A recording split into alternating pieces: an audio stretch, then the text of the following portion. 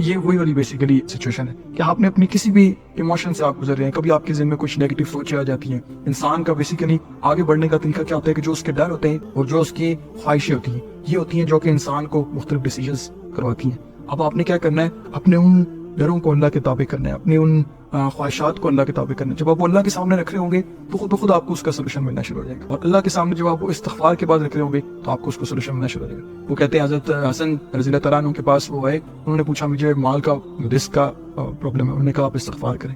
कोई और शख्स आया, उन्होंने कहा मुझे सेहत की प्रॉब्लम है, उन्होंने कहा आप इस्तिग़फ़ार करें। तो देखिए उन्होंने उस बाद में वो किसी ने सवाल किया कि आपने तो हर चीज़ का एक ही हाल बताया। उन्होंने कहा कि ये कुरान के अंदर फ़लानी आयत में लिखा हुआ है कि ये रिस्क के लिए जनाब आपने इस्तिग़फ़ार करना है, उस चीज़ के लिए आपने इस्तिग़फ़ार करना है। तो ये बेसिकली इस्तिग़फ़ार क्या है कि आप उस दिन के साथ अल्लाह के साथ रिक्कत के साथ आप वो कर रहे हैं। आप बैठ के खाली ऐसे नहीं है इस्तिग़फ़ार अस्तग़फ़िरुल्लाह अस्तग़फ़िरुल्लाह अस्तग़फ़िरुल्लाह अस्तग़फ़िरुल्लाह, इसमें खाली आपकी ज़ुबान चल रही है लेकिन आपका दिल जो है वो इंगेज नहीं है। वो हज़रत अली ने किसी को इस तरीके से इस्तिग़फ़ार करते हुए देखा तो उन्होंने कहा कि आपके इस्तिग़फ़ार को भी इस्तिग़फ़ार की ज़रूरत है। तो बेसिकली वो क्या चीज़ है कि आप अपने किस कैफियत से अल्लाह के सामने पेश होते हैं, और आपको जब एहसास होगा आप जिंदगी के अंदर गुजर रहे होते हैं तो गुजरते गुजरते आहिस्ता आहिस्ता जो है वो आपकी अल्लाह से दूरी अगर आना शुरू हो गई है तो आप फटाफट सोचें क्या मैंने वो दिल वाला अल्लाह के साथ रिश्ता कायम रखा है।